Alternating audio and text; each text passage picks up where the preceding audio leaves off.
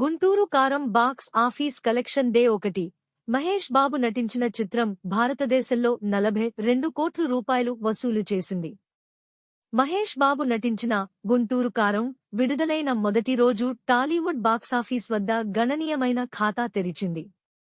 గుంటూరు కారం జనవరి 12, 2024న భారతదేశంలో 42 కోట్లు సంపాదించింది. ఈ చిత్రంలో శ్రీలీల మరియు మీనాక్షి చౌదరి కూడా ప్రధాన పాత్రలు పోషించారు. విడుదలైన మొదటి రోజు శుక్రవారం నాడు గుంటూరు కారం మొత్తం 70% తెలుగు ఆక్యుపెన్సీని సాధించింది. గుంటూరు కారం డే 1 తెలుగు ఆక్యుపెన్సీ థియేటర్లలో మార్నింగ్ షోలు 74%, మధ్యాహ్నం షోలు 61%, ఈవినింగ్ షోలు 69%, నైట్ షోలు 75%. USA box office mass Mahesh Friday show gross hits 1.8 million. మరిన్ని సినిమా అప్డేట్ల కోసం లైక్ చేయండి, షేర్ చేయండి మరియు మా ఛానల్కు సబ్స్క్రైబ్ చేయండి.